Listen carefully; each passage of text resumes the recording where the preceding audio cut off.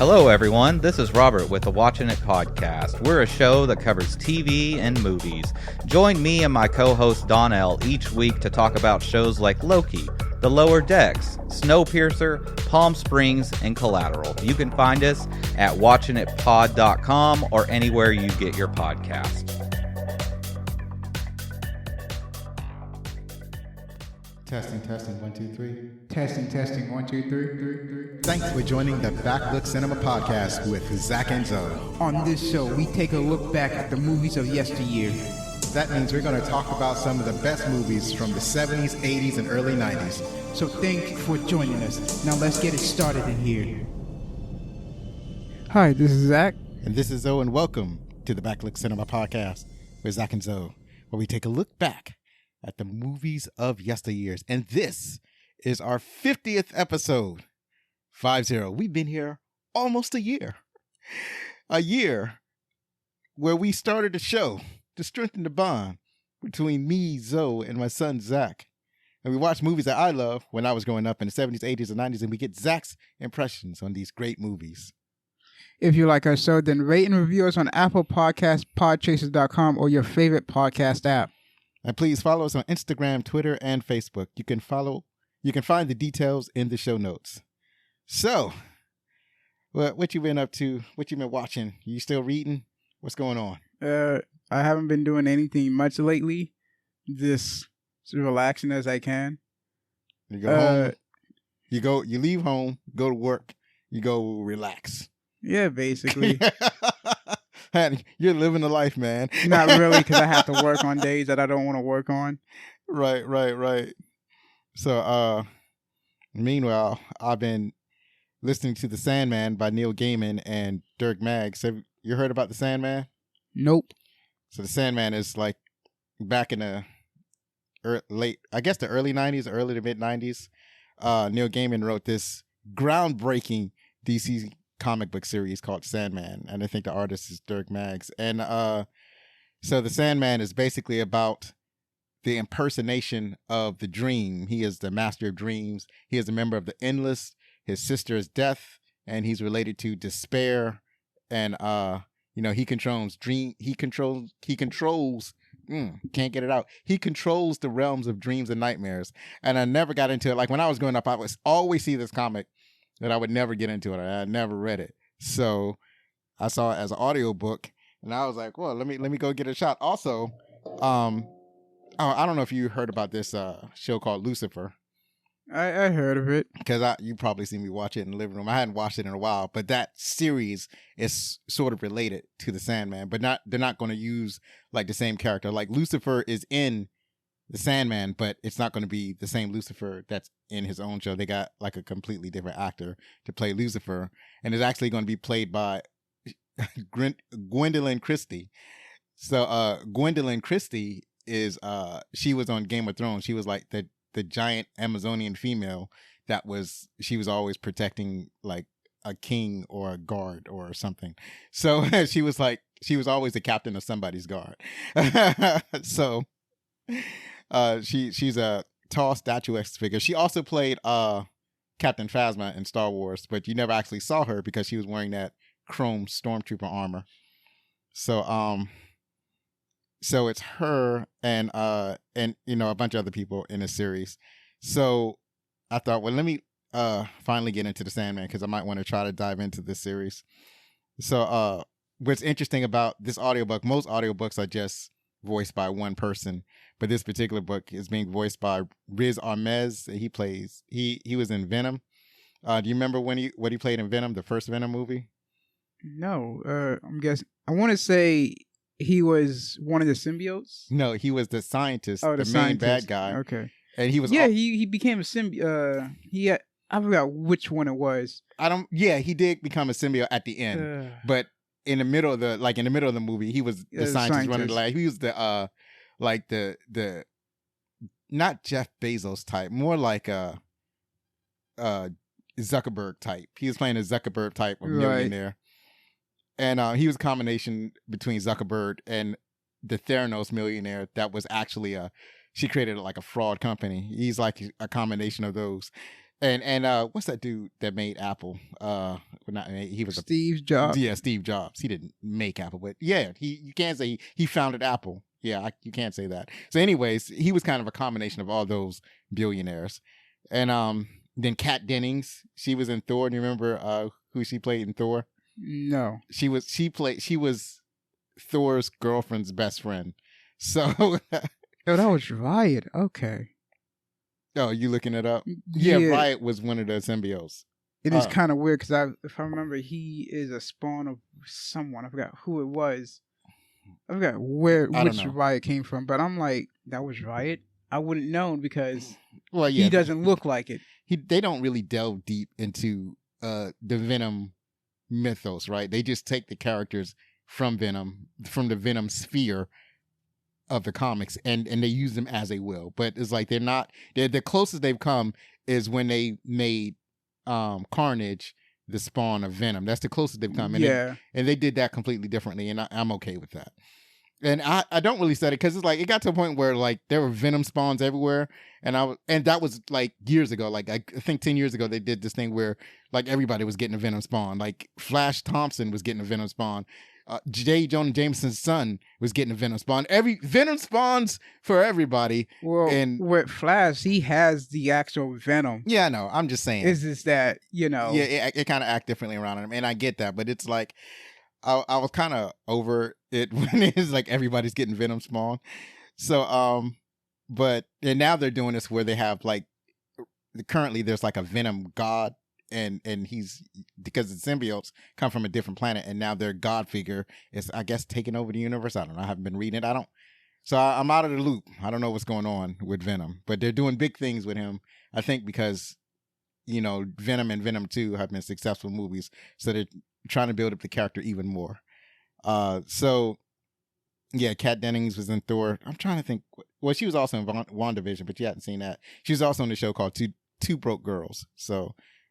And I was like, oh, she's in here. That's awesome. But I don't recognize them from their voices. Like, so, because they're either going to change the accent or they're going to change the octave of their voice. So it shows that these people are in here. I just don't recognize them.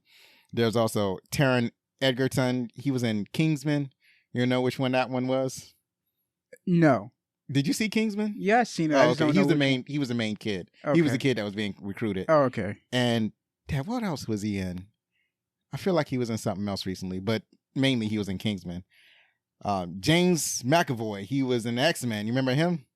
I'm going to guess he was a young Magneto? No, he was the young Professor X. Oh, Professor X, okay. And he was also in... He was also in Deadpool, I remember. Was he? As a skit. Yeah, as a skit. He was a cameo. No, I mean, as a main character, he was in the Split. He was the M. Night Shyamalan series based on his little comic book universe. Oh. So he played the Beast, right? And then there's a third movie. I forgot the name of the third movie where they get all three characters that he made. Oh, I know you're talking about. There's Split. There's, I think, someone named Glass. Yeah, Glass is the last movie, right? Because Samuel Jackson, he plays Mr. Glass. Yeah, because the whole point is like, oh, you're making heroes out of people or something. No, what happened is that something mysterious happened and people started getting superpowers. He was one of them because he had like some kind of super intellect. Bruce Willis had some weird super strength going on, and James McAvoy, he played a dude with multiple personalities, and one of his personalities was a beast. And it was almost like the Hulk, where when he became the beast, he became huge, giant, muscular dude with where he can crawl on walls and whatnot. Right. So I didn't actually get to see Glass. I really want to see it. So, since I saw the first one and the second one, the first one's called Unbreakable. The second one's called Split. And the third one's called, because he has split personalities. Yeah. And the third one's called Glass because it's all about glass. And I've heard there was a bad movie, but I still want to see it. I want to see all three movies. And it's like, even though I didn't really like Unbreakable, there were things that I liked about it where I feel like I could watch it again. I didn't even know that was a sequel. I thought it was a different movie, and I thought Glass was a third. I thought Glass was like, oh yeah, the sequel to Split. I was like, okay, he was gonna have this new mysterious character with this guy from Split. Okay, did you see it? No, I never saw it because I was like, I thought Split was gonna be a horror movie. I was like, I'm not. It is kind of a horror movie, and I kind of spoiled it for you because you weren't actually. Nobody was supposed to know that it was a sequel until the very end. Oh no, I've been spoiled from when I was like. There was a video about Glass. Right. And I watched it. I was like, There was 3 movies. Right. I'm sorry, what? And I'm kind of mad that I missed that. I'm mad that I didn't go because I wanted to see Split, but I didn't get around to it. And I'm mad that I didn't get to see it for myself in the theaters. That this was, oh my God, this is a sequel to Unbreakable. But it's still cool. It's actually the best movie in the series apparently. So and then you have Andy Serkis. You know who that is. He was in Black Panther. You know who he played, right? Oh my God. I'm not good with people. My son. Listen, You disappoint me. I can only go son. by people's faces and not by names. I'm just playing with you. I don't either. He played. He was what did I say? He was Black. He played Claw. Okay. Panther. Yeah, I know. And he was also he directed Venom 2. Okay. He's also in The Batman. You remember who he's playing in The Batman? No. He's playing Alfred in The Batman. Okay. This is the interesting people in The Batman. You have. Andy. Okay, I remember what Andy Serkis. So right. Because I saw a video about what him and can't remember his name, but the guy that was playing Eddie in Venom. Right. Because I saw a video, I was like, oh, okay, so that's what he looks like. Tom Hardy, right? Yeah, I was like, why does he look familiar? I just can't put my finger on it. He's also, he played Gollum in Lord of the Rings, and he played the because he talked about how he played Gollum. Right. He was like, how should I voice Gollum? He was like, well. He based it on how his cat was like puking up, so that's how he came up with the voice. And I was like, "Oh, that's interesting." And he was also Snoke in the Star Wars movies. Okay. Who else did I put down here? You just said and there are other people's right. Because you didn't want to. So list them all. It's the all-star cast. It sounds very interesting. I'm actually enjoying it. And in listening to it, you can it's better to see it as a comic, but even in listening to it, you can see why it's such a great story, because it's a story about how Dream gets captured by these wizards and held captive for like 30 or 40 years. And then when he finally escapes, he has to put his kingdom back together, because since he's the embodiment, his dream of all dreams, certainly you got people, they can't sleep properly because they can't dream, because he's captured and he can't do his thing. And then when he goes back to his kingdom is in shambles, so he's got to put that back together. So yeah, it's an interesting story. So and then I'm still watching YouTube videos, still watching The Lockpicking Lawyer, the Casual Geographic dude, Julie Noki. I'm watching all those things. I think there was another thing that I've been watching. I've been watching some stuff on TikTok, just stuff, just filling up my time with stuff. And still, and I think I sent you a text where you break that fix. I think I finally got in contact with Sharon. They're finally going to replace the laptop, so that's all awesome. So fulfilling. It's a fulfilling life, I guess. So, what movie did we see tonight? Night of the Comet. Night of the Comet. I don't know. They didn't say it like that in the movie. So, all right. Tell us about Night of the Comet. A comet wipes out most of life on Earth, leaving 2 valley girls fighting against cannibal zombies and a sinister group of scientists. That was by via IMDb, and I'm like, I mean, it's not just the 2 girls; it's the 2 girls and 1 guy, and they're not really fighting against a whole bunch of zombies. There's only like 1 zombie they fought. Well, yeah, it's not a zombie movie in a sense that they're fighting hordes of zombies like in other zombie movies. They have a very different take on how they handle zombies. Yeah, it's like they're kind of like zombies, but at the same time they're not, because they're zombie-like because they're not actually dead. They're not dead. They're zombie.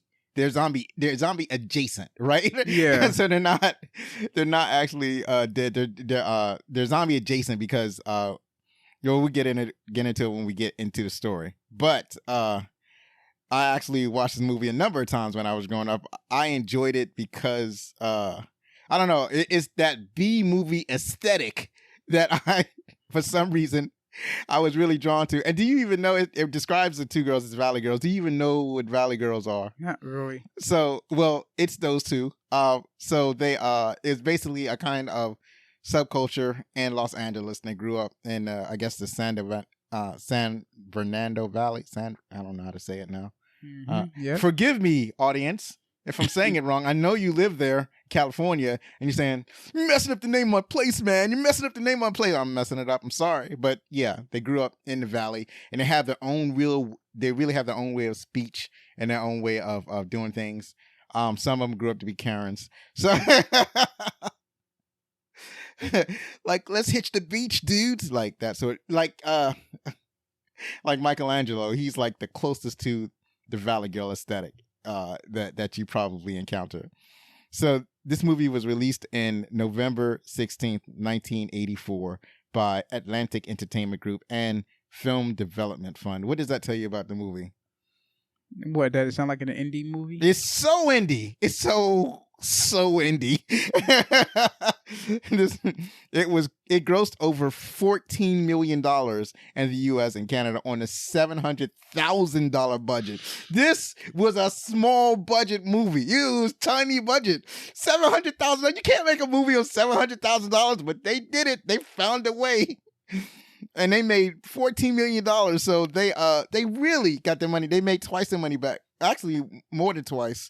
So they did really good at the box office. And they had, I don't know why I put rave reviews. They had decent reviews. Like, the critics really loved it. So this movie was starring Catherine Mary Stewart. She played Regina Belmont.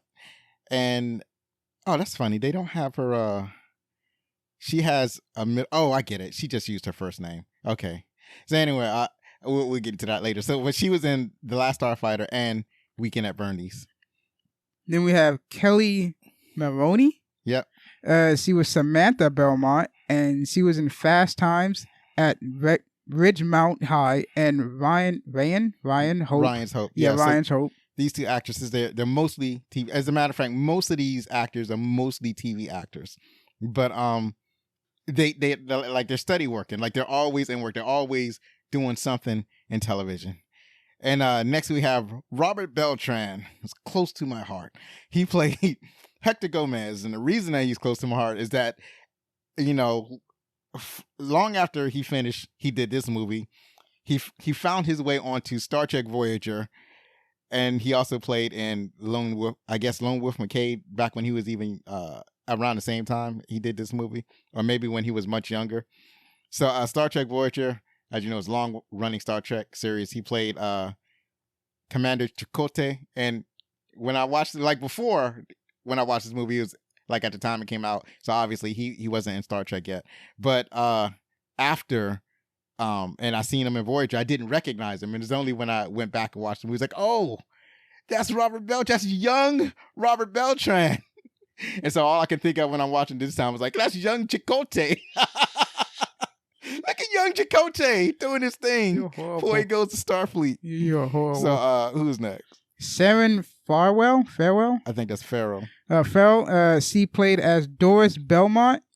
She was in Can't Buy Me Love and also Saints and Sinners. And we have Mary Moranoff. Okay, Mary Romanoff. She played Audrey White. It's interesting that they give all the characters first and last name because you only see her in her last name. Yeah, in the last name, I'm like, right. What is this? I guess her last name is White. Okay. Yeah. She was in Death Race 2000 and Warlock. Then we have Jeffrey Lewis. Yep. And he played as Dr. Carter. He was in The Devil's Reject and Double Impact. And lastly, we have Peter Fox, or the last we have on this list. There was a lot more people. And I was like, I don't know how many people are actually important. So the last person I have is Peter Fox, and he played Dr. Wilson, and he was in Hill Street Blues and Airport 77, which was a very important movie that came out back in the day. But I don't know if I've seen that or not.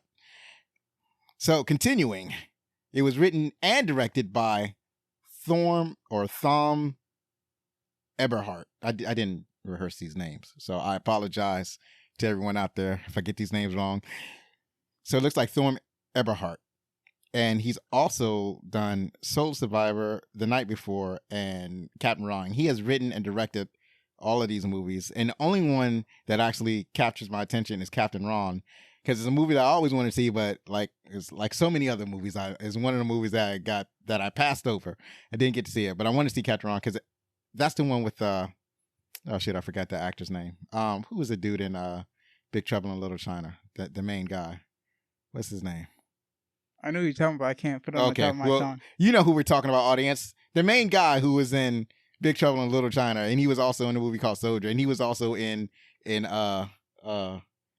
I'm forgetting. I mean, he was supposed to be in that firefighter movie, but you know, he turned. Yeah, he was in his brother. He was in the firefighter movie. Hold on, let me see. Can I? Nope, I can't remember. He was in Backdraft. Nope, still can't remember his name. I'm naming the movies. I'm seeing his face. I'm not remembering his name is, but by now, dear audience, you know who I'm talking about. He was in Captain Ron, and that's why I wanted to see this movie, but I never got around to seeing it. Anyway, who did the music? Music by David Campbell. He did Puff the Magic Dragon and All the Right Movies. Okay. Oh, All the Right Moves. Right. So I'm like almost familiar with All the Right Moves, but I'm very familiar with Puff the Magic Dragon. He didn't really do any like grandiose music. I mean, he's worked on like some major productions, but as far as being an actual composer, very small budget movies and TV shows.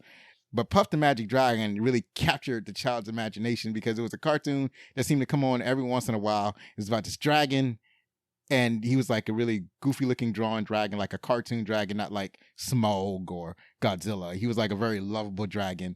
And I think he helped children. I can't remember because he was a magic dragon.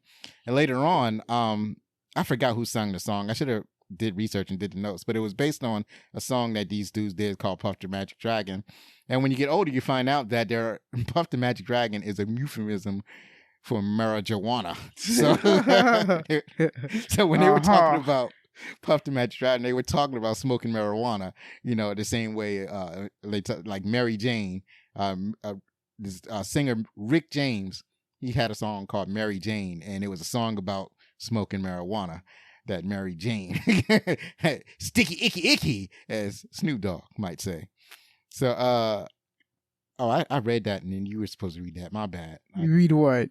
Oh, did you read the Puff the Magic Dragon? Yeah, I guess you did. Yeah. Anyways. Puff the Magic Dragon, All the Right Moves. Right. So anyway, executive producers Thomas Coleman and Michael Rosenblatt. All right, so that's it for the rundown. And if you're enjoying the show, remember that you can get t-shirts, hoodies, mugs, face masks, jerseys, and more at our website, backlookcinema.com, where you can click the link to either teesprings.com or tpublic.com.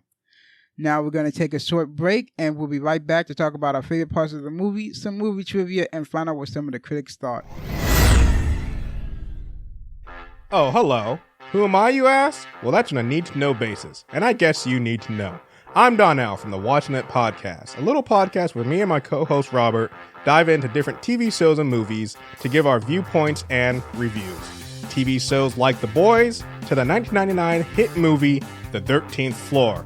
So if that sounds like something you'd be interested in, come join us at watchingitpod.com or on any podcast provider.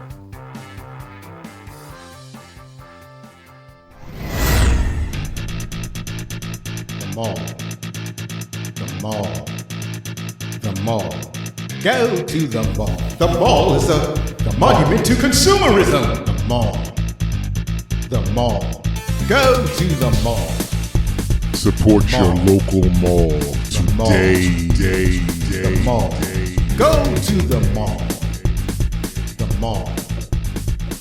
This track was supplied by Zapsplat.com. We're back. Once again, thanks for joining us. You can keep up with us by following us on our socials on Instagram and Facebook at Backlook Cinema Podcast and on Twitter at Backlook Cinema. We encourage you to leave feedback, comments, suggestions, etc. Or you can email us at fanmail@backlookcinema.com. So now we get to the point where we talk about our favorite parts. Take it away, Zach. Let's see. What's her name? I think Regina's playing on an arcade game, and her manager, her boss, is like, "Hey, I need you to do something." It's like, "Hi, hold on. I'm trying to do something real quick. Just let me finish what I'm trying to do." And then when she gets to she gets to put her name, she's like, "Who the heck is this other guy? Hold up. I'm sorry. Who is this other person on my arcade game? Do you not see all these are my scores?" Right. And she I'm got like, Reg all the way down. I'm like, "I'm sorry. You got first place. No one should. You should not care." He got sixth place. Yeah, sixth place. And she's so caring. I'm like, but I'm pretty sure you got first, second, third, and fourth. Why does the sixth place matter? Right, because that's her game, and she's very possessive of it. Apparently, she's that possessive. I think the initials was DMC or DM something. Yeah, something like that. I'm like, but why are you so obsessed with that? Like, come on. That's that is how, I'm glad you caught that, because that is how we obsessed over video games back in the day. We didn't have video games at home, a lot of us, right? We had to go out to play, to get our freak on, right? We had to go out. There was no staying at home. Well, for a lot of people, like there's some people that they had Ataris, but I think for most of us poor folk, we had to go out to the arcade and we had to play. Even if you did have an Atari, you played like the ghetto version of whatever video game that was popular out there. Like you played Pac-Man in the arcade. It was like you get all the sound effects and all the colors. But like when you go and play it on your Atari, it's it's not the same. Yeah, it's not. It's fun, but it's not the same. It was like I don't even know if they had the game she was playing was Tempest, and that was a game I absolutely. I'm pretty sure they did not have that for Atari. I don't think so. Maybe they had something closer, but not fully. No, graphically, the Atari I don't think would be able to achieve what the arcade could do. But it was, and that was a big difference. There was a huge difference between what you can do at home and what you can do at the arcade back in those days. So like the Atari version of Donkey Kong and Donkey Kong Jr. were absolute trash, like garbage. It was tore up from the flow up. But so if you really want to play Donkey Kong, you had to go to the arcade and forget about Mario Brothers. They didn't make Mario Brothers for the Atari. But yeah, so she was playing Tempest, and she's obsessed with video games. So already she's my favorite character in the movie. and it's like she was like she about to lose her job over this game. She don't even care. But yeah, that was what you call it. So I just remember being very bad at that game. So that's all I could. Yeah, I was like, I sucked at that game. But she was apparently very good at it. So what else did you like? When she went to look for Larry because she got locked out of the theater where she worked at. Right. And I'm like, okay, of course you're not gonna have the keys. Yep. I don't know why you don't make sure the door's unlocked, but whatever, sure. Well, she did. I mean like before. I'm like, because remember when the door closed, the locked. She didn't right. But she locked it from the inside. Right, but she couldn't do that. I'm saying that why she didn't do it beforehand. She stepped out. She put a garbage can. That garbage can was right. Yeah, it was that garbage can did not work. But because she didn't have, like, she's not a manager or whatnot, and she knew she if she didn't try to prop the door open, she would be locked out. So that's why she put the garbage can there to prop the door open, and the garbage can failed because it's a suck lock, device to keep doors open because it was a round garbage can, so it just slipped on inside. And now she's locked out, so she goes around the back. Yeah, she goes around looking around because she sees all these clothes and dust on the ground. She goes to the back. She tries the back door, but that doesn't work. And then she noticed that there's keys on the ground. She knows that it belongs to Larry.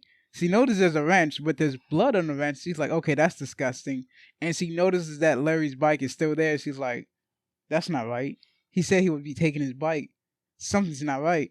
So she goes towards the bike. She hears something, turns around, doesn't see anything, continues towards the bike until she sees this guy comes out and that's telling her to come here. And I'm like, yeah, I wouldn't even go near a guy that's telling me to come here who has meat in his hand. He's like, come here. Nope. Nope. And he's like, listen, I'm warning you. I know how to defend myself. And I'm like, are you sure? Or you just saying that so he can back off? And then she actually does. I was like, okay, you can defend yourself. Okay, what good. I really liked about that part was that when she said, stop, I can defend myself, and he kept going, and she had this whole shit moment. She was like, and she says, holy shit, because she realized she was actually going to have to defend herself. So this is probably the first time that she ever had to defend herself in real life against someone who was going to attack her. She was like, oh shit, I'm gonna really have to fight. I really like that. So back up, I would give some context. So what I could talk about is when they so she works at a movie theater, right? So she's playing video games. Everybody's alive at this point. Everybody's excited about watching this comet. Everybody knows this comet is coming. In the beginning of the movie, they actually have a narrator talking about this comet coming, and it has like a very long orbit. So it's the first time that it visits the neighborhood of Earth. So the Earthlings get around, and there's some foreshadowing when they're watching the comet when some guy mentions that, okay, they can see it in Ireland right now, or someplace in Europe. They can see it in Europe right now, and somehow all the radio communication in Europe has died out. They don't actually explore that further. So everybody's excited and waiting for the comet. It's kind of like Independence Day, how everybody was excited to see the aliens. And then but she goes into the movie theater and she goes into the projection booth with her boyfriend so they can get it on, which her manager already knows that she intends to do. And he's about fed up with her and her boyfriend. So and at the same time, her boyfriend has a scheme where he basically lends out actual film for hundreds of dollars. So somebody would pay him like $100 or $150 for actual film reels, and then he would give it to the guy, and the guy was supposed to bring it back. So this is like, so they spend a night in the movie theater, and they wake up, and then he's got his clothes on already, and he's agitated because this guy hasn't returned the film, and he can get in trouble if the guy doesn't return the film. So he leaves, and that's when he actually encounters the zombie first, or the zombie dude. So, and now it's daytime, right? So it's daytime. He goes out. His zombie dude attacks him with a wrench, and he's dead. And we don't see his body. We don't actually know what happened. We to don't his see his body. body, so it's like we can only assume that he's getting eaten. Like, Right. He's gone. Right. So a word about these zombies. We call them zombies because they have zombie-like tendency, but for one thing, they're not actually dead. They are that way because they've been exposed to a comet. They still have most of their intelligence. They lack memory. They just have a tendency to attack other human beings, and it varies. So this guy was really far gone. So the only thing he really knew how to do was say simple words and beat people over and presumably eat them. We never actually see the zombies actually eat people. We just see them attack people. Yeah, the only time you see one eating is him. Right. And he was eating a dead cat or something. So that was kind of weird. It's like you have a fresh human being right there. Why not eat the fresh human being? So these guys are in a state where they just want to attack people who hadn't been transformed. And they have a very zombie look about him. I think he was the only black man in the film. Yeah. So yay for representation, right? I had never seen a black zombie before. That's my first black zombie I believe I've ever seen. I want to say, if you've seen Michael Jackson Thriller, that's what they basically look like. Yeah, that's what they look like. They look like the zombies in Michael Jackson Thriller. So that's the context. So that's when Zachary described, she's already awake. So her boyfriend is left to go and try to find a dude that owes him the film reels. And actually, when he goes to the door, he thinks that it's his friend. Like the door to the outside is like, it's about time. It's a black zombie, strikes him, he's dead. The girlfriend decides she goes around the movie theater, goes outside, gets locked out, goes around the back, and that's when she discovers the boyfriend's dead. There's sand people everywhere. When I say sand people, I mean people have been turned to dust. And she got attacked by a zombie. So she gets on her boyfriend's bike. She rides off. What else you like? When she gets home and she's surprised at her little sister's home, because it's their home. Yeah, their home. Yeah, and like when she gets there to her neighborhood, like everyone is dust. All you see is clothes, dust, and she's going to her sisters to tell her that no one's alive. They're all gone. I forgot what was her name. Let's see here. Trying to remember her name. Yeah, Doris. This is Doris right here. Right. The other guy, this is him right here. I'm like, oh, okay. Right. You know what's the most impactful thing for me in that moment? Like she goes home. Her sister has no idea what's going on. She says that Doris hit her because Doris is their stepmother. Yeah. And their mother had left a long time ago. And like her sister and Doris had gotten into an argument earlier.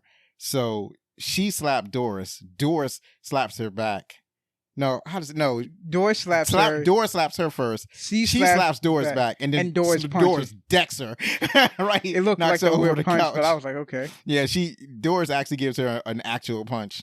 Yeah, the action in this movie is not all that. It's not the best action sequences. The acting is not the best. The cinematography is garbage, but it was still fun to watch. So, anyways, so Doris decks her, and then and so that's what she's talking about. She got into a fight, but that's not the impactful part I'm talking about. So Regina is trying to convince Sam or Samantha that there's something wrong. It seems like everybody dead. Samantha has been calling everybody around. Nobody's answering her. Well, she's calling her friends. Her friends aren't answering her phone. Sister's saying, I think everybody's dead. We're the only one. Everybody's dead. And Sam was like, you're talking garbage. And she grabs Samantha and says, come here. And everybody's out. And this is Doris. And she points to the sand. The empty dress and the sand. and Doris is cheating on their father with this dude. And it's like, this is that dude, and she pours the sand out the shoe, right? And now here's the impactful thing, because I didn't catch it the first time I watched it. Are you talking about when she picked up the leaves and she's like, "Where's the pet?" No, that's not. Oh, but that is fun. Like she's looking for the dog in the house. Where's the dog? Where's the dog? And you can see that the ashes are there. I'm like, you can see the dog. Pretty sure that was a dog. Right, that was a dog. Also, the reason that Sam survives is because after she got in a fight with Doris, she decides to run away from home, and she went to like a steel shed. Yeah. And she hid in the steel shed. She stayed in the steel shed all night, intending to run away. Then she decided that she's going to go back home and go to cheerleader practice, and then go and run away. So priorities, I guess. And so the impactful moment. I keep forgetting that. So anyways, so she's saying everybody's dead, and then she says, and this was impactful. I caught it the second time I watched it. Where are the kids? It's Saturday morning. Where are the goddamn kids? I was like, oh my God, where are the kids? Because that's what we did, right? Yeah. When we were kids, we watched Saturday morning cartoons, and then we went right outside, and we stayed there as long as humanly possible, right? Especially on Saturday. So Saturday cartoons would usually end at 9 o'clock, 9 or 10, whichever channel you watch, whatever your favorite cartoon was. And everything was over by 12. So you would usually finish by 8 or 9, and then you was outside. You was at the playground, you was playing around in the yard, you was at the swimming pool, and there were no kids. And that is creepy. You're like, oh wow, there's no kids. Like she's like, it's a Saturday and there's no kids. I'm like, yeah, that is a huge hint that's something you're drawing. Right. And that's when Sam finally gets it. And she goes in the house, try to pretend ain't nothing happening. So what else you like? I skipped over another part. This is before the comet happens. Everyone's outside having a party, and Samantha. No, was it Samantha? No, Regina called Samantha. It's like, hey, tell Doris that I won't be back. Tell like I'm just going to like this, school. She going to the what do you call it? The telescope with the school. Yeah, she's to watch going the there, comet. and then she's like, fine, I'll tell her. And then Doris is like, well, you know what? Fine, tell her this, since you two like to keep secrets. That if she's not home, something like I think both of them are going to be in trouble, something like that. Right. And then this is when Samantha's like, well, I don't know why. What's the point of you being here? You should go with the other dude since you like his hands down your pants so much. And I'm like, oh, right. So she's a cheater. Right. Because when they kept saying, I was like, who's? I guess when they said, I was like, I guess it's their friend or the same way. No, that's their stepmom. I was like, oh, right. That's the stepmom, and the stepmom is cheating on her husband. Right. Wow. Which is their father. Right. Who is a Green Beret, and I'm like, wow. Right. So they automatically don't like her. They don't like her at all. And that's when Doris slaps her, Samantha slaps her back, and then Doris punches her. I'm like, wow. Right. So what's another favorite part you like? So this is when Samantha and Regina, they go out and they think, yeah, let's go to the radio station because we hear the radio on. Maybe he's still alive. And there was a hint where the guy was like, well, I'm still here at the radio station because I have no choice, because I would love to go to see the Comet, but I have no choice but to stay at the radio station. I was like, yeah, that makes sense. Since when you think about it, people that was in a steel building or a metal or some way trapped around metal would be safe. Right. And at radio studio, probably because they're in a soundproof booth. Yeah. So they would probably be in a room surrounded by steel. Yeah, but when they get there, they don't see anyone, and all they see is that their whole radio station has been on this one huge loop. Right. It's on autopilot. And I'm like, oh, okay then. And then that's when we get to see Hector just pointing a gun at them, to telling Samantha to come into the light so he could see them. Right. And I was like, wow. Oh, yeah, that's reasonable to make sure. Right. The zombies aren't like brain nonsense dead. They can think a little bit. So they do have some thinking process. And there's a part where it shows that. And it's like, oh, I see his reason for doing that. Because if some of them were exposed, not all of them are just going to be so far gone yet. But some of them might have some type of humanity there. Right. They will still have a hostile intent towards regular people, but they still think like regular people, but the zombies think like regular people with hostile intent towards regular people. It's almost like I'm a zombie now. I guess my mission is to hunt down people who are not zombies. That's their whole thing. Yeah. So he wants to look at their eyes because the zombies' eyes are messed up, and so he wants to look at their eyes to make sure that they still look human. So they have this. It's like the eyes are sunken in and the skull is protruding, and their eyes like are glassed over. So that's what he wanted to see. And she saw that Samantha was normal. He can see that Reggie is already in the light. She's normal. So he's cool now. Yeah. The next part I like is when Regina and Samantha, they go to the mall because since there's no one else around and all the stores are theoretically open, they go to one of the malls to go shopping because Samantha wanted to make Regina wanted to make Samantha better because Samantha was upset that Regina was getting with Hector or just showing signs of it. Right. Because he was like, every time I like a guy, you're always the one end up with them. And they laughed it off, but then, Regina takes her to the mall so they can shop. And as they're shopping, we get to see this one guy who's like spying on them. I'm like, what's going on here? This is weird. Right. I thought everyone else was dead except for that one zombie guy, but okay. And then he turns off the lights and he's like, hey, shoppers, it seems like we got a little issues going around. I'm like, what? He has his man go down, take one of the... I don't even know what type of gun they had. One had a shotgun and one had... No, I'm talking about the Samantha regime. Cause they had Mac 10s. Mac 10s. Mac 10s is like a favorite firearm of inner city rappers. Right? Because I know Samantha was like, Daddy would have gotten us Uzis. Right, I'm right. Like, right? Okay. Yeah, there was at some point they get a hold of some automatic weapons. Which they don't explain where they went and how they got them. Well, Regina kind of talks about going to some place where her dad works where they can get automatic weapons. So presumably that's where they went to get some. But you would think they would get a lot more. Yeah, a lot more and better ones. But they just got. But they got Mac plenty 10. of ammunition. Though. They did do that.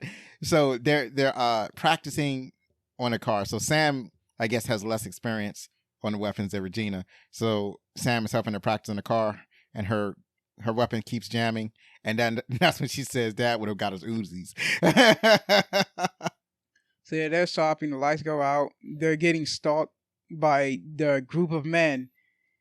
And Regime and Samantha both left their weapons down at somewhere in the mall.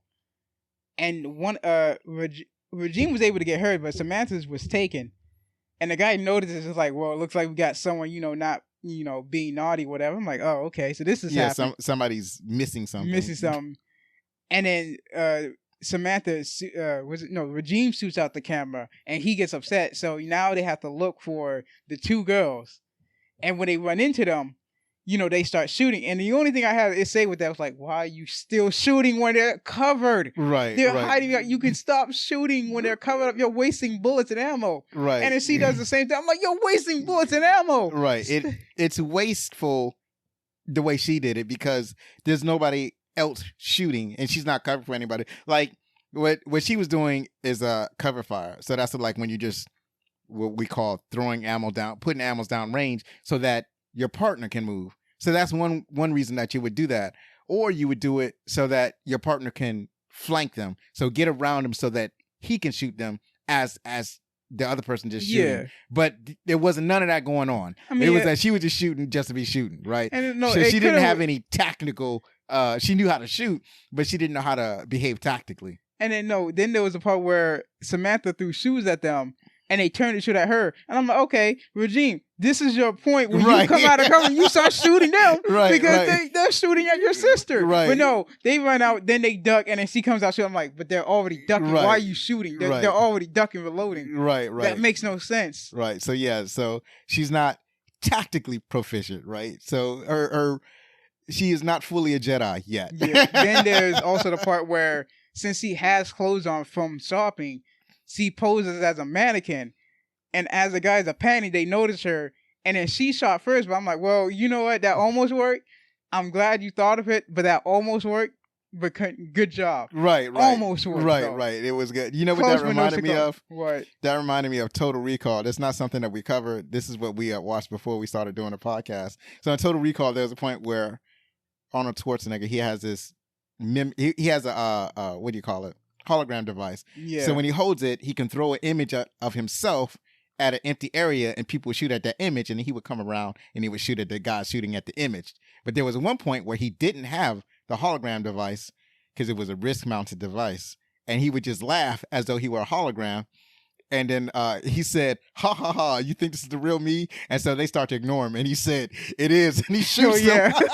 I'm like, that's a good easy trick to fall for. Right. So she kind of did the same thing where she kind of posed as a mannequin because she was already in fashion clothes. Yep.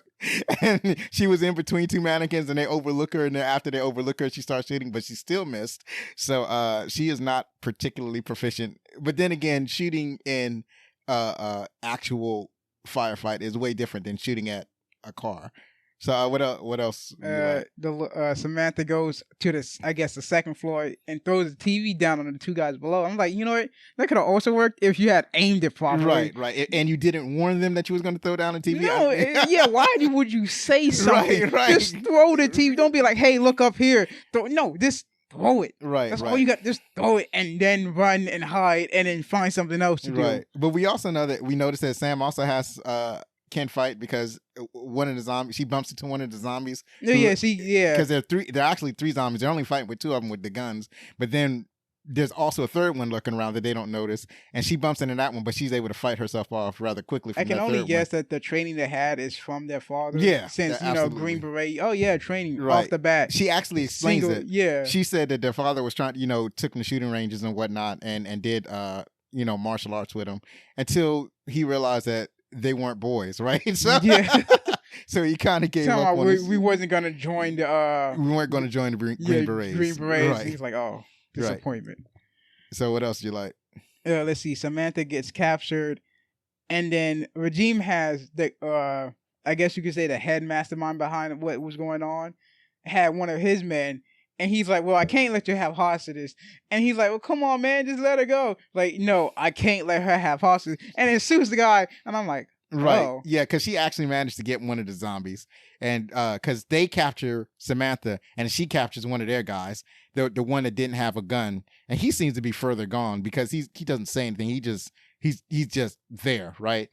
So Samantha is threatening to kill the dude if they don't let her sister go. And the dude's like, you don't understand. I can't let you have hostages. And he shoots his own dude, right? Yep. And so that's how they both get captured by the zombie men.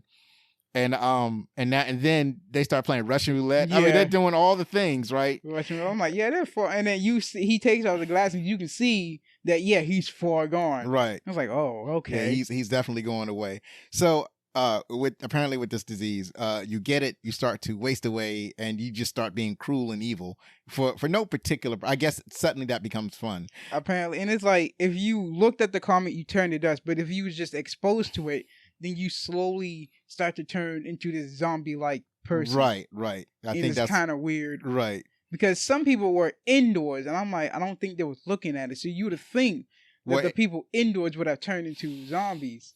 I think it has something to do with the dust. Was something that Comet did to the atmosphere, because the scientist lady, Dr. White or Audrey, whatever her name was, so Miss White, she was saying that they left the ventilators open. Yeah, the ventilators open, and they got exposed to it. Right. So somehow, not only was it accelerating, but the one of the symptoms that you start to lose your memory. You slowly lose your whatever you had thoughts. You slowly starts to lose it. That's the first symptom. Right.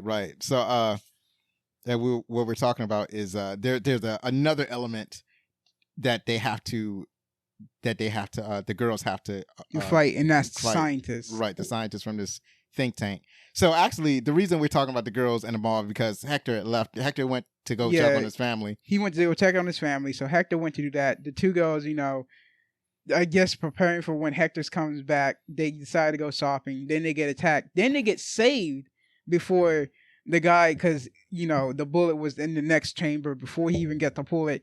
The scientists that heard them on the radio came to save them, right, and to take them back to the base. But they only took Regime, And as for Samantha, they was like, yeah, we noticed the symptoms because they think that C is, was exposed to it when C wasn't. And they think she was exposed because of her rashes that she has, but she only gets those rashes when she has a fight with her sister, she has anxiety or whatever. Right. So, she whenever she's, whenever she's stressed out, she starts to break out in rashes.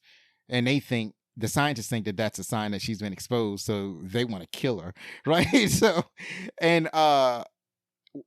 they're from this think tank, and they're gathering people from the survivors, and they're bringing them to this think tank. Meanwhile, Hector is out at his home, and there's nobody there, but there's a little kid who tries to kill him.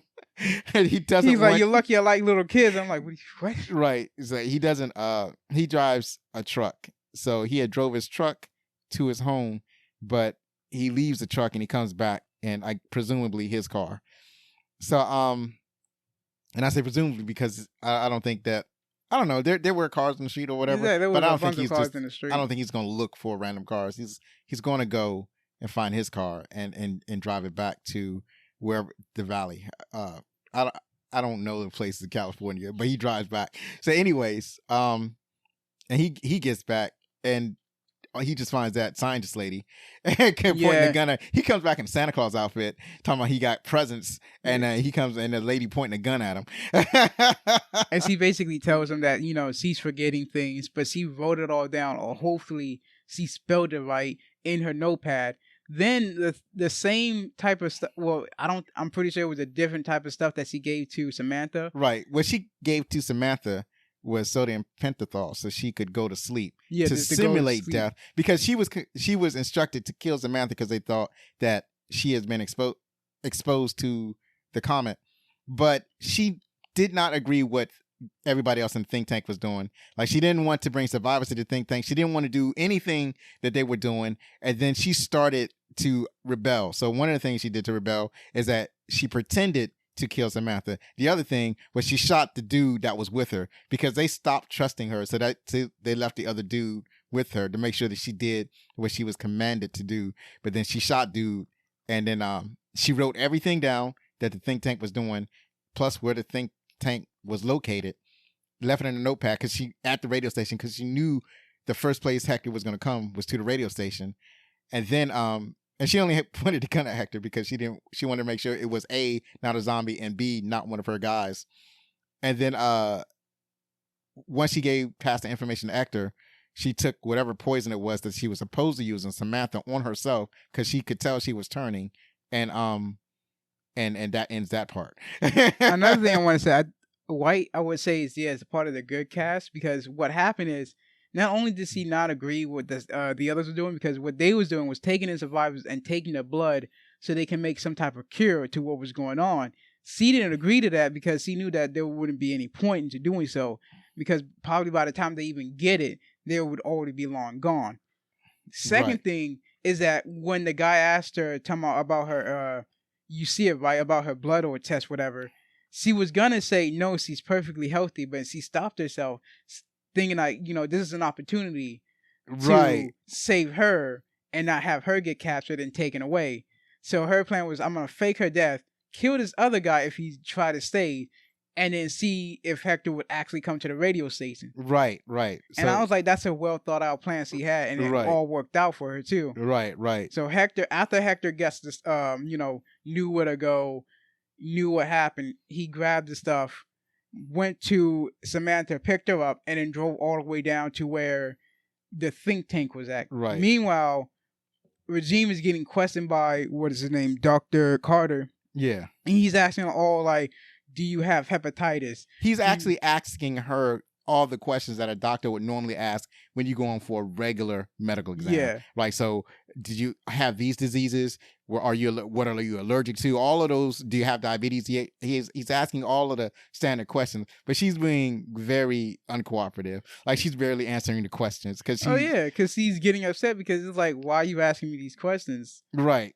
Well, I think that it gets to the point where she doesn't trust him because the place where she's taken is all dark and dreary, and it's not that. She also asked him out, "Where's my sister?" She's supposed to be like, "Oh yeah, no, she's dead." Well, that's at the end. Yeah, that's at the end of the interview, because like he hasn't actually finished the interview yet, he gets interrupted by an associate. So when he goes to talk to his associate, that's when he tells her, "Oh yeah, your sister's dead, and she was going to die anyway." Right? Just evil. These people are all evil. What they plan to do, like you said, was to take them. They was actually going to kill them. They was going, well, not really kill them, but kill them, just put them to sleep. They was going to put them to sleep so that they're brain dead. And so after they're brain dead, they would just use their bodies to generate blood so that they can develop a cure for themselves, right? Not for the rest of the world, just for themselves, because they knew that the comet was coming. So they put this plan into place where they would be able to save themselves, but some idiot had left the ventilators open, so they were exposed anyway. So their plan ultimately failed. So the backup plan was to kidnap the survivors that were healthy and then try to drain their blood to make the cure, but it's not enough. It would take too long. They would die before the cure would be ready, and then it's not enough cure for everybody anyway. So at this point, they're just evil, right? Oh yeah, they're full on evil. They even got kids there. I'm like, oh no, you got the kids. Oh yeah, you're full on evil. They got dudes that were already hooked up and being drained of their blood. They're basically vampires. Yeah, yeah. I'm like, oh yeah, yeah. Let's see. The final part of my favorite part is when the regime, the two kids, Hector and Samantha, they're about to escape, but Hector stops the car because he set up explosive on one of the vehicles. And it's Regime's like, come on, go. What are you doing? He's like, hold on. And he's like, hey, son, I forgot what he said, but I know he flipped them off. Right, and I was right, like, right. okay, yeah.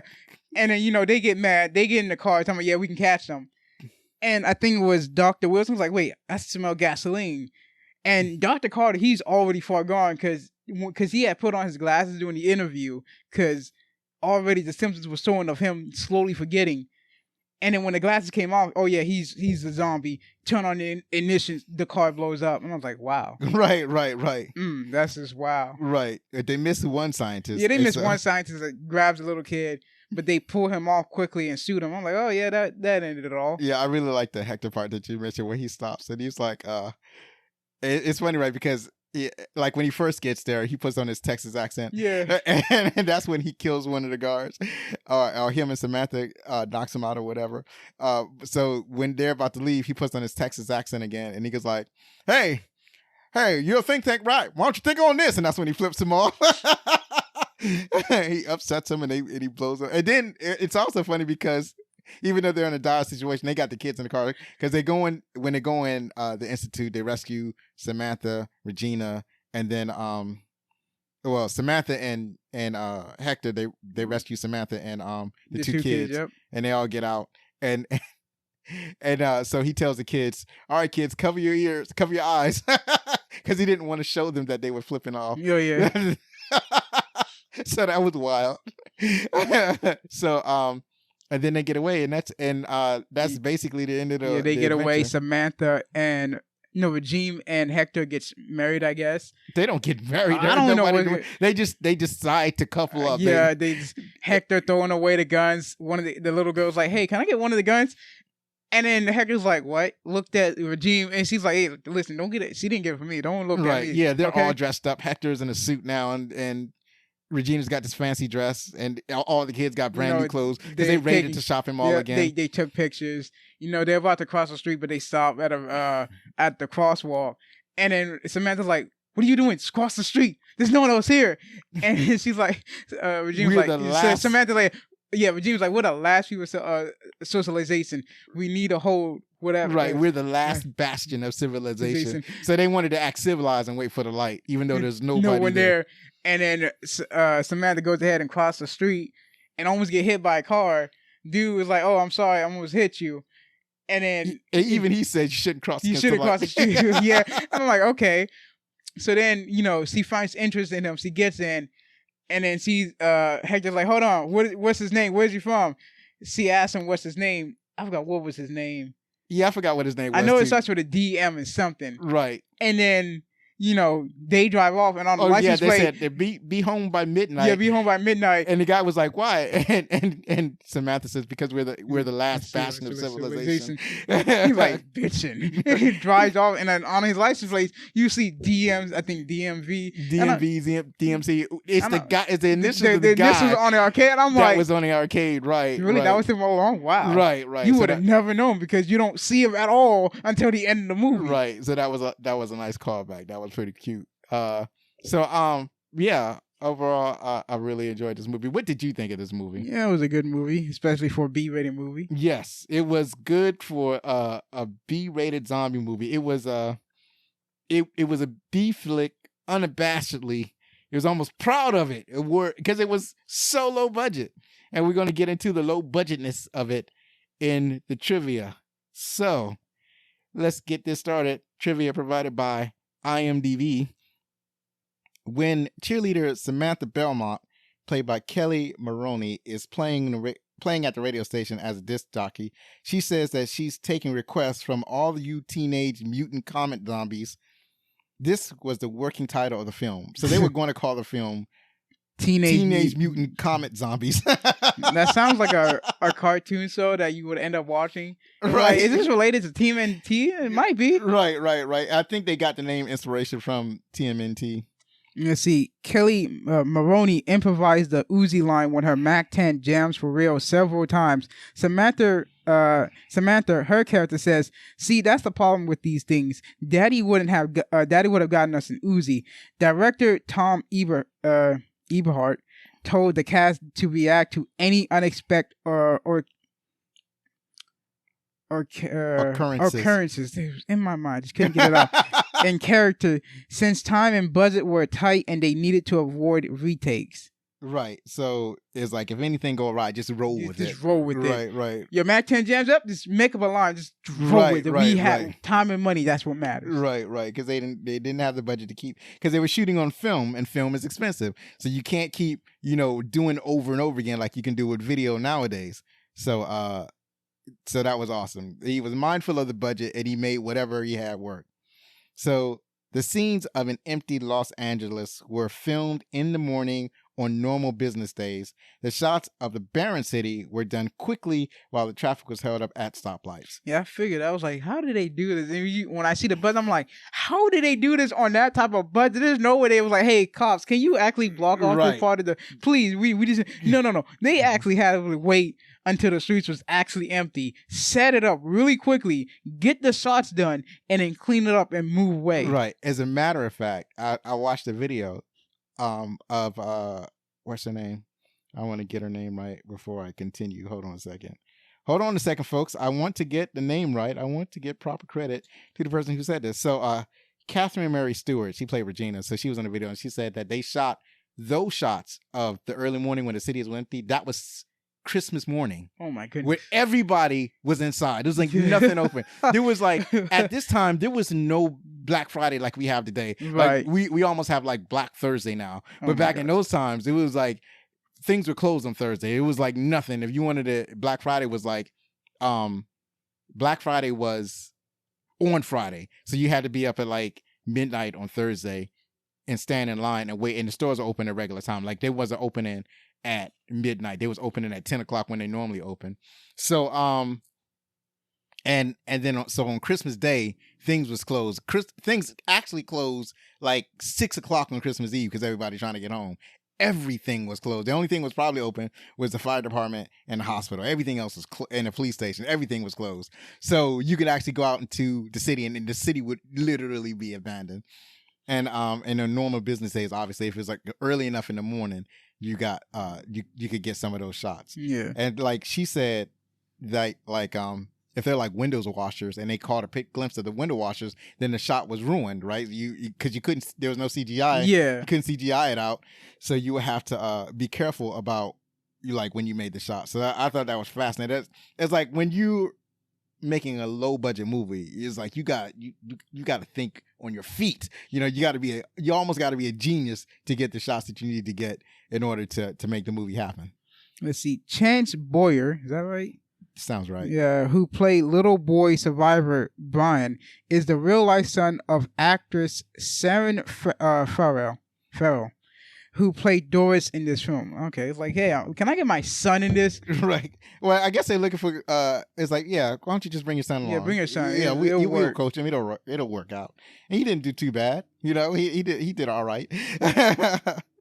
So Catherine Mary Stewart did almost most of her own stunt, except for riding the motorcycle through Los Angeles. The long shots of Stewart on the motorcycle are a stunt woman, while the close-ups of Stewart were done by putting the motorcycle on top of a flatbed truck. It worked. Yeah, it worked. It was that's how most of it's done. The production designer John Muto used what he describes as a comic book sensibility for the film's overall look. Characters were given specific colors, with the bad guys in blues and grays, and the sister in brighter colors. Regina's colors were deeper than Samantha's to reflect Regina's being more intellectual than Samantha, and Samantha's were wackier than Regina's. For example, Samantha's cheerleading outfit is magenta and turquoise. Turquoise. Oh, turquoise.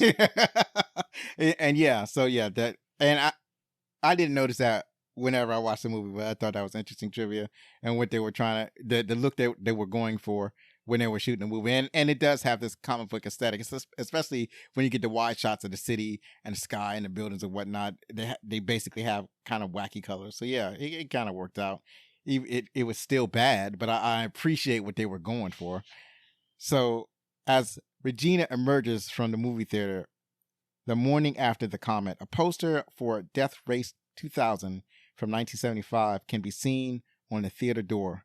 Mary Warrenoff appears in both films. So Mary Warrenoff, I think she was in she played Samantha. Right. Let me double check.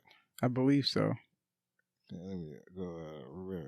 No, that was Audrey White. Oh, okay. That was the doctor lady. Okay, when Samantha is arguing with her stepmother Doris in the beginning, actress Sharon Farrell actually slapped Kelly Maroney for real. Maroney felt like she wasn't getting the right reaction to Farrell's fake slap to her, and asked Farrell to slap her for real in order to get an authentic response. She also didn't want to waste too many more takes on, wanted to wrap up the scene due to the low budget. She's like, I need you to really slap me. Like, actually hit me. No, that was the director saying, I need you to really slap her. Actually slap her. No, that was the actress. Well, it was Maroney. Maroney told Sharon Farrell to actually slap her. Oh, okay, right. She's like, right. really hit like me. she wasn't I getting need right you to reaction hit me. To Farrell's. Oh, right. All right, that's right. Because Maroney, she plays Doris. Yeah. So she was like, I need you to really hit me. Do it. Oh, hold on. Wait a minute. Let me see it. Kelly Maroney. Yeah, Who was Kelly Maroney playing? She was Samantha. And Okay. Sharon was Doris. She was like, come on, Sharon. Hit me. Just hit me for real. Slap me like you mean it. Right. So yeah, that was pretty awesome. There's actors being committed. All right. Joss Whedon has cited this film as a big influence for his original film script of Buffy the Vampire Slayer from 1992, which was rebooted on his television series Buffy the Vampire Slayer from 1997. And yeah, you can kind of see it, where they just replaced the zombies with vampires. So you can kind of see the aesthetic. Mary, what was this? Warrenoff intensely doubted the film would have any longevity, saying in 1986 that it is not a cult movie at all. It is a fad movie. She went on explain that the film will date very quickly because it's about Valley girls shopping at the mall, and the bomb is not ahead of its time and is not behind its time. It's just a combination of elements. And I'm like, not really. I mean, she's scored it right. I mean, nobody. Like, if you go around, people don't actually talk about this movie. This movie is not really easy to find. I doubt that many people listening had heard of this movie, or when they see when I put out the notice on social media about this episode coming out, they're going like, Night at the Commons. What is that? Right? Also, I'm not gonna say that the movie's fully about Valley girls shopping. No, at the they mall, just have one scene of them at the mall. And the bomb. What is it like? Are you talking about that one part where Hector just plays? No, not that. It's where back in like the mid 80s, right? So we're still kind of in the Cold War with Russia. So there's still kind of a threat of the US and Russia wanting to bomb each other with nuclear weapons, causing like total annihilation of the whole world. So it is what's called mutually assured destruction. So we build up our nuclear arsenal, they build up their nuclear arsenal, and we're like, well, if you don't shoot us, we won't end the entire world, right? So that's what the thing was. So it kind of has the aesthetic of like because it's post-apocalyptic, and usually what that means is that this is after all the nuclear weapons have gone off, and there's only a couple of human beings left on the planet. So I was gonna say this thing. So I can understand what she's saying. I would still call it a cult movie. I wouldn't call it a fad movie because that really has no meaning, right? and it is of its time, but it's a nice movie. There are lots of movies that are of their time that still kind of holds up, and I think this movie still kind of holds up at least a little bit, right? I mean, if someone wanted to redo this movie in the same tactic, I'm pretty sure they can do it. Yeah, it would just be a weird, now the time indie movie. This would be a great movie to remake because with a bigger budget, they could have more people as zombies. They could have a more sophisticated looking science installation, right? It would be way better than what we got in the film because this film looked like it was shot in somebody's garage. They could also explain the comic itself too, like on why it does what it does. Right. They would definitely have that sort of explanation. So, and the story would be beefed up a little bit. So this is definitely a movie that could be remade, and it could be a lot. So it's not. So the bare bones is there. I think it'll actually work because what she's talking about is a culture, and because the culture that's displayed in the film is very much specific to that time and place that it wouldn't last. But we still have consumerism. We still have people like going to the mall or shopping online, buying stuff. We still have it. It's still here. It's changed, but the overall aesthetic is still very much part of how we live today. So, director Tom, I'm still having trouble with his name. Director Tom Everhart recalls receiving praise for his creative decision to depict Kelly Maroney's character walking out of an elevator by focusing on her feet instead of a conventional full body or upper body shot. Everhart told the Production Booth podcast that this was in fact a result of running out of time to shoot the scene on location. With the actress unable to participate in pickups, a member of the production team wore the character sneakers, and with no actual elevator to film, a couple of scenes were filmed in tight close-up and pulled apart manually by stagehands to simulate the opening of the doors. The use of footwear to represent the entire character is an example of the literary and visual metaphorical device of syncdochi. I'm I don't know what that word means, but okay. If I did pronounce that right, but basically what that means is when you use a piece of an object to represent the entire object. So if we use it in literature, like say we say Cleveland beat Chicago, and we're talking about football. So we're obviously talking about the Cleveland Browns and the Chicago who plays Chicago Bears, right? We're saying the Cleveland Brown football team beat the Chicago Bear football team, but we don't say those whole phrases because they're long phrases. We just say Cleveland beat Chicago. So those are Sendoche, if I'm pronouncing it right, because they're words, smaller words that represent a larger idea.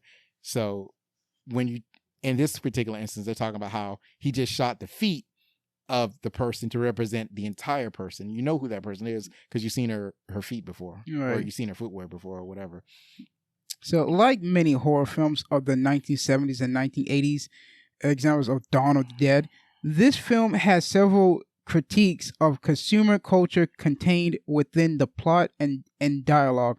Perhaps the best example is when the think tank is looking for Regina and Samantha. While pondering on where the ghost might be, one member of the think tank says that the shopping arcade and the area are an absolute monument to consumerism. Monument. Monument. Absolute monument to consumerism. Yeah. So yeah, a lot of these post-apocalyptic movies makes that comment. about consumerism because it's all gone, right? You basically have to start from scratch. To be honest, if there was a post-apocalyptic, I would be like at an arcade place. Yeah, that's the kind of person I'm like. Yeah, there's no one's around. Right. I have all the quarters in the world for me. Right. You can just break something open, get some more quarters, or you can jury rig the machine so that it'll constantly play. So when Regina is trying to convince Samantha that everyone is dead, she says, "It's Saturday morning. Where are all the kids?" So the comet passed on a Friday night in the radio station. The recording mentions that though there are 11 more shopping days until Christmas, if they count the 24th as the last shopping day, that means the comet passed over on December 14th. It's cool beans. Cool beans figuring that out. Oh, also, I didn't realize this is a Christmas movie because it takes place around Christmas time. On Christmas, and I'm like, where it was shot on Christmas, but and the movie overall takes place around Christmas time. So the comet passes over on December 14th. So everything they went to basically happened on the 14th, 15th, and some of the 16th. So also, if I remember, there were some like at the theater there was, I guess, graffiti. There was this Happy New Year's, and I'm like, huh. Right, because New Year was coming. Yeah. So let's see. And Hector dressed up as Santa Claus. So yeah, it's a Christmas movie in the same way Die Hard is a Christmas movie. A weird Christmas movie. So when the girls first encounter Hector at the radio station, Samantha exclaims, "Beam me up, Scotty." Robert Beltran later goes on to play Chakotay on Star Trek Voyager that came out in 1995. Right. Beam me up, Scotty.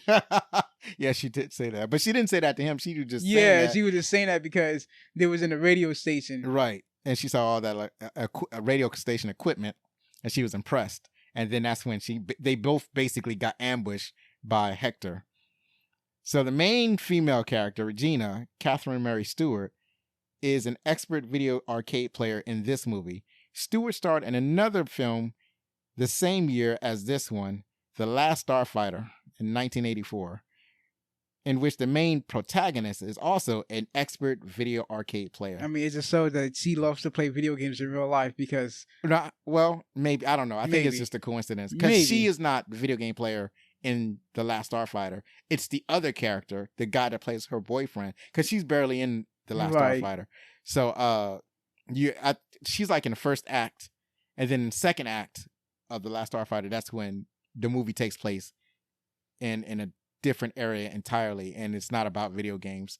It starts off being about video games. It's an awesome movie. It shows how video games can be useful for real life experiences. Because if I remember, I remember hearing about it. Well, I didn't see, but I think the Angry Video Game Nerd went over about it, where it's like, he's playing an arcade game, and then he's basically helping this other alien world planet defend their planet from other aliens. Right. Because he got the highest score, and it was like, you are the chosen one. I'm like, oh. Yeah. That makes sense. That's basically if you get the high score, you're the chosen one. I'm pretty sure if you was a kid and you saw that movie, it was like, I need to go ahead and go to the arcade, get the highest score so I can be the chosen one. Right. I don't even know if there was an actual was he doing the Last Starfighter video game? Or was he comparing a video game to the movie? I think he was comparing it to the movie. Oh, okay. Or just bringing up like how he would, like with the Nintendo Power Glove, he would always reference, what was that movie called?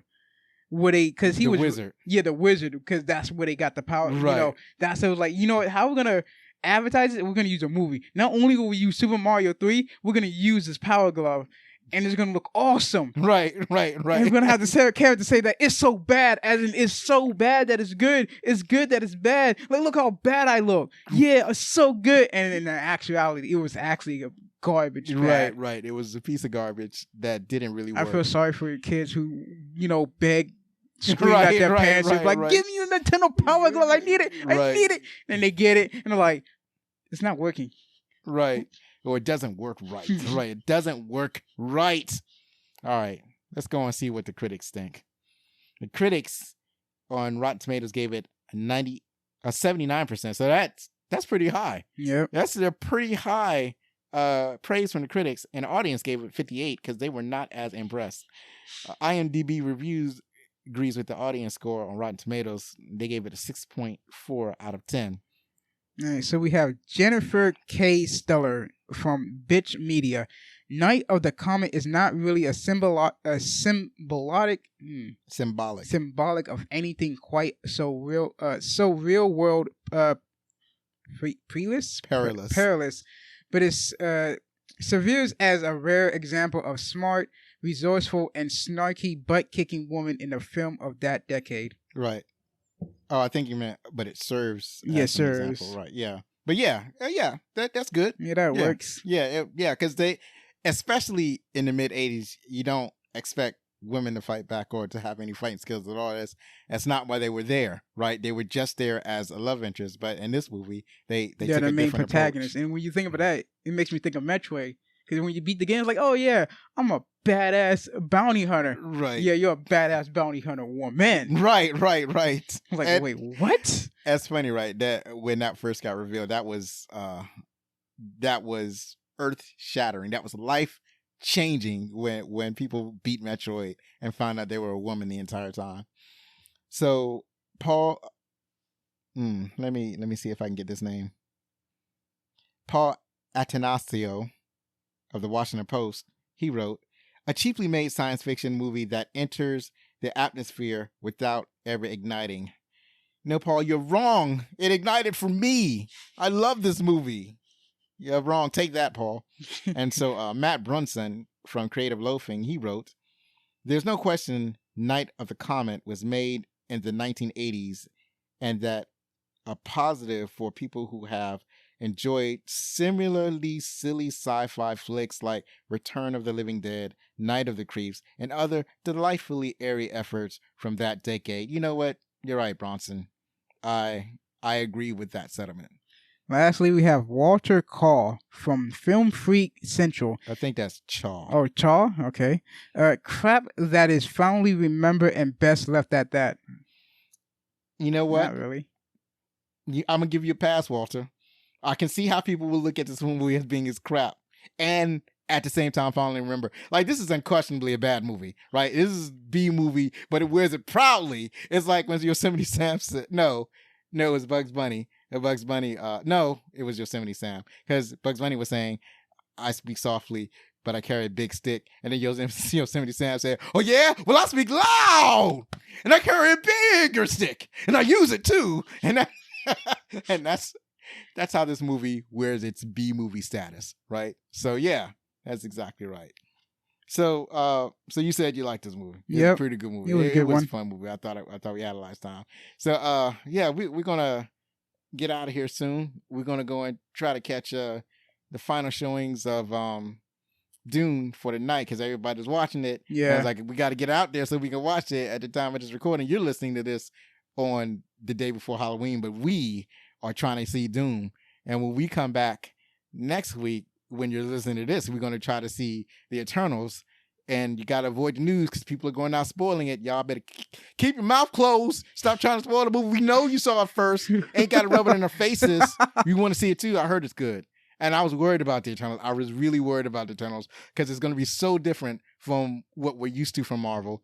But people are saying that it's really good and it breaks the mold of what Marvel had been building. I was like, well, I got to see this movie. You know what's so funny? When I wanted to target, right, I saw some figures. I was like, oh, the Eternals, right? I'm like, okay, I'm guessing that maybe the bad guy, maybe, I don't know, some creature. I'm like, you know what? You almost have all the figures because you know how Marvel wanted to do the whole buy this figure, you get a piece of a different figure thing? Right. Yeah, they almost had all of them, right? And I'm like, you're only missing 2, Target. No. Where's the other 2? Here's what's bothering me about it. So it's the Build-A-Figure. Normally with Build-A-Figure, you have to buy 5 action figures to build the final figure. Now, normally when they do this, it's either 4 figures or 5 figures, depending on who you buy it from. It's usually a giant figure, right? So some character that's much larger. Oh yeah, this character that you're building is not even that large. No, it's a regular size figure. And you're building a regular size figure. You don't even need all of them. You just need the ones that have the parts. So you can skip out on basically, I think, one of them. And I'm like, what's the point then? No. Also, why is it just not some bigger thing. Right. Why is not the monsters that you have in its own packaging? I can understand why they went the deviants. I because they don't want to market the deviants yet. They want to kind of keep it a surprise, and I kind of understand that. But it bothers me that you're building a regular size figure. That's cheap. That's foul. That's foul. That's disrespectful. Imagine to you're the paying consumer. $20. So I think it's a total of 9 figures, 9 or 8. It's like $100 to get all of the figures. All the figures. To build that final figure, it's $100. I think $120. That is disrespectful. And then just imagine if you was a collector, you would spend actually $200 because you're getting 2 of each. Because you keep one in the box, and the other one you take out for display. That is correct. And so that is foul. I think that's wrong. There should be some regulation. Marvel / Disney, like, we're getting our money's worth. That's unfair. No, they don't care about fairness. They care about money. I object, Your Honor. That's all I got. All I can do is object to it. I'm not buying your figures. I don't collect figures. I almost bought a Transformer the other day because it was like it was. Oh my God! It gave me the willies. So what happened was, I forgot where. I think it was probably Walmart, and it was a figure of a giant sized slag figure. So slag is the Triceratops. Yeah. Dinobot. He's the Triceratops Dinobot. This is before they're actually able to combine to form a giant figure, and I don't know if they actually have other Dinobot figures, but it's based off of Transformers the movie because they had a Spike figure that was with Slag. Mm-hmm. So the funny thing about it, and I apologize to people who live listening in Great Britain, originally the character was called Slag in the American cartoon, but as it turns out, in Great Britain, a slag refers to a prostitute, a sex worker. So they're like, we got to change this name. They changed the name to Slug. So, and that is less impressive to me. In American English, slag refers to something that has a metal that has been melted. Right. So you take a bar and you apply heat to it and it melts. And what it looks like as it's melting, we call slag. But apparently they have a different word for it in Great Britain. I apologize. I'm just affectionate to what it was called in my use, but I'll go ahead and change it for your sensitive ears. Slug, as they call it now, came with Spike, the little. I think it was actually Spike's son, not Spike Witwicky, because he's an adult by this time. But Spike's son, Spike's son, and he's wearing a spacesuit. But the problem is that he has a helmet on. You can't see his head. So I was like, well, you couldn't find transparent plastic to use as a helmet? That's kind of a cop out. This is Mattel we're talking about. Mattel don't care. They do care. No, they don't. They do care. If they care, it's just messed up. They're more Transformers. They didn't care this time. It's just one particular moment they didn't care. But that was like a giant size Slug figure. I'm like, oh my God, I want to buy it. Because Slug was one of the only Dinobots that we had. We had Slug. We had the Brontosaurus figure. I forgot his name. And I don't think we had Gremlin. I think we had the flight, the bird. Pterodactyl. Yeah, the pterodactyl robot. I think we had that one. But we didn't have Grimlock. But you only didn't get Slug because of... No, we didn't have we had the Stegosaurus. The one that with the spikes on his back. I forgot his name, But you didn't get Slug because of how Spike's son looked. Was that No, it was $50. That's why I didn't get it. It was like $50. Yeah, it was like $50. I was like, oh, it was $50. No, let me cool my jets. It can't be going around spending money willy nilly. See, that's how it was when they had what was his name?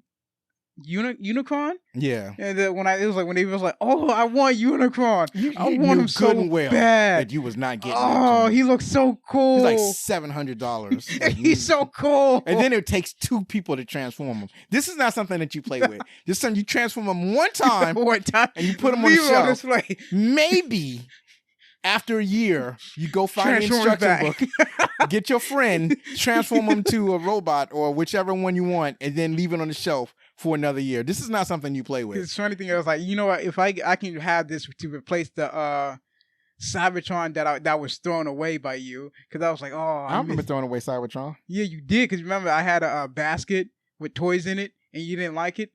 You had me throw it away, and I was like, oh. Oh, I didn't know Cybertron was. Yeah, in he there. was in there, and I was like, Oh, God, well, you so should've sad.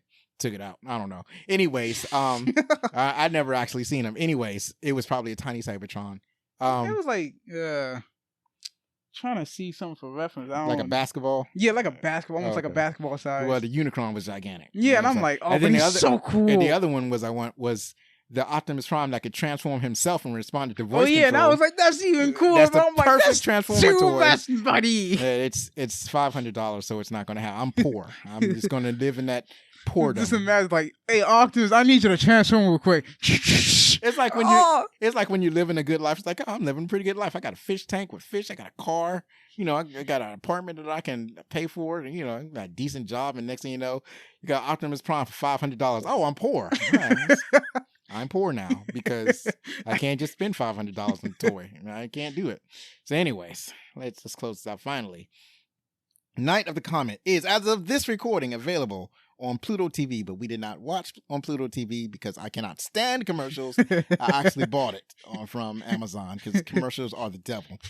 The next episode is From Dusk Till Dawn, which Zachary does not think he has seen, and I'm eager to see it again.